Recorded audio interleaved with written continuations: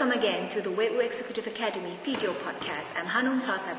Today we'll present a short talk about operation management. And being here is Professor Johnny Runtusatham, PhD. He is the Associate Professor of Operation Management at Curtis L. Colson School of Management, University of Minnesota. Thanks for being here, Professor. Thank you. Well, my first question, general one, could you give us a short outline of operation management? Think about why a business exists. A business exists because there is a product or service that is demanded by customers in the marketplace.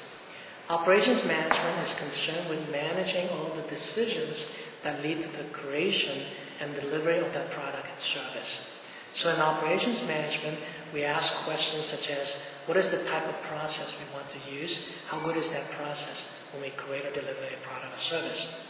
How much can we make? How much can we deliver? How many customers can we provide service to? What kind of items do we keep in inventory? How good is the products or service that are being created and delivered? And finally, how should operations compete and support the business strategy of the firm? Mm-hmm. And based on your experience, is there any significant difference in the approach of topic for the executives and professionals? If you look at executives as CEOs and top management within a firm, what executives and top management of a firm need to appreciate is the value and the relevance of the operations function within the business. Most executives understand why the business exists, how to compete, but they do not have a sharp appreciation of what is it the operations function does and how does it contribute to helping the firm succeed in terms of competing with competitors in the marketplace. So one of the key distinctions between executives and professionals is that we have to convince executives as to the value of having a course in operations management. Mm-hmm. Talking about challenges, based on your observation, what is the key challenge that the executive face in learning operation management? Okay. Operations management is both strategic and tactical. And sometimes we teach the course in too tactical a manner. So we get into too much details about problems and the formulation of problems as well as the technical solutions to a problem. Executives need to understand that these problems exist. Executives understand that there is a methodology or a set of methods that help us understand these problems. They don't necessarily have to really understand how to solve the problems per se, what formulas to use, but they need to understand what is the number and what does that mean in terms of the decision that has to be made. So.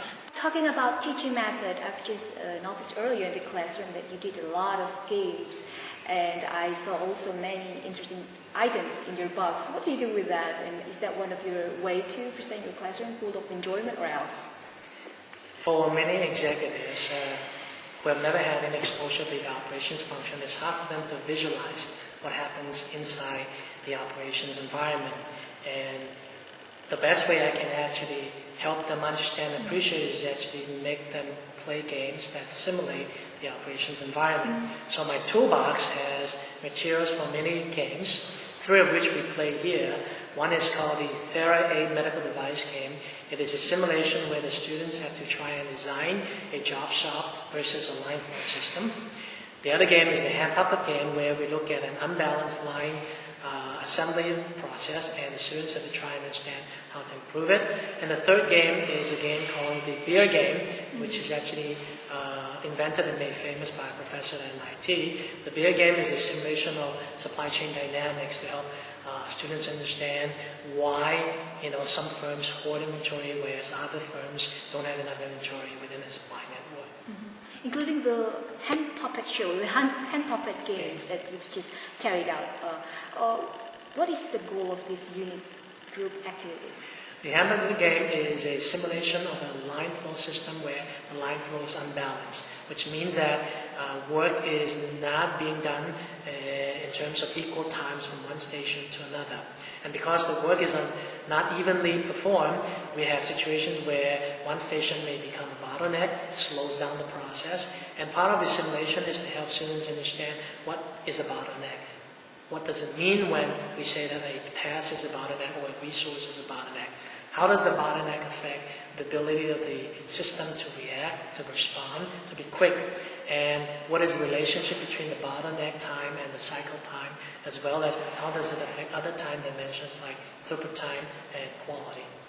Thanks for your explanation, Professor. But before we end this discussion, let's have a look at some comments from the students. Let's take a look. So the game is showing actually the really process and in a simple way showing everything what's happened in reality. And even if it's simple, it's very representative for understanding how this process does function in reality. And especially it's nicer to recognize in this way than reading a book. Yeah, it was very helpful, especially compared to the previous courses. It was completely different, and it was also very helpful to remember all the stuff we learned during the course. Well, thank you very much for your explanation, for your opinions, and this is really fun conversation. I really appreciate it. Thank you, Professor. Thank you for having me. And that's the end of our discussion. See you on the next video podcast. Thanks for watching. Bye-bye.